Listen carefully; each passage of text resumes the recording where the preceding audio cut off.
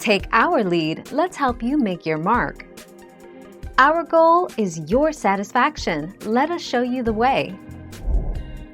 You can reduce this problem by simply turning the temperature down a bit. Bake it. Another trick for eliminating grease spatter while you are cooking it is to bake it.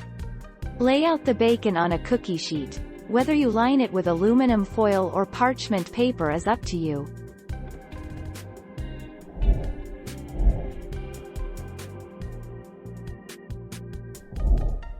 Take our lead.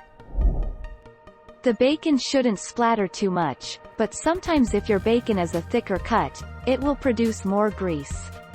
Make sure your pan is in the lower third of the oven, and try putting a sheet of wax paper under the bacon. Thank you for watching. Please subscribe and hit the bell notification.